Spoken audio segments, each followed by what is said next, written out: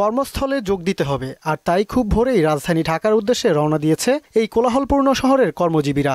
ঈদের ছুটি শেষ হওয়ায় প্রথম কর্মদিবসে যোগ দিতে তাই ঢাকা ফিরেছেন অনেকেই। জীবিকার তাগিদে আসলে ঢাকায় ফেরা, অফিস খোলা আজকে থেকেই, অফিস করতে হবে, সেজন্য মিলে চলে আসে। ঈদের ছুটি শেষ, এখন আমি আমার নিজ ইউনিটে জয়েন করার জন্য ঢাকায় আসলাম। আজকে অফিসিয়াল ডিউটি করার জন্য ঢাকায় আসতে হচ্ছে। তবে ঈদের এই কয়েকদিনের ছুটিতে বেশ আনন্দেই কাটিয়েছেন নিজের পরিবার পরিজনের সঙ্গে রাজধানীমুখী এই মানুষগুলো। ঈদের আনন্দ সবাইকে নিয়ে, পরিবার পরিজন নিয়ে সুন্দরভাবে ঈদ উদযাপন হয়েছে। গ্রামের পরিবেশ অনেক ভালো লাগে, এর জন্য গ্রামে গেছিলাম ঈদ করতে।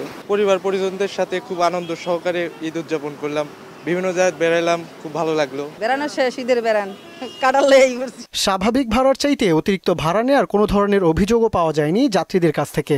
যানজট কিংবা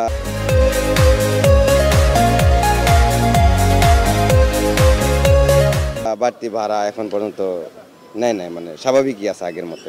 যানজটে নাই, কোনো বাড়তি ভাড়া নয়।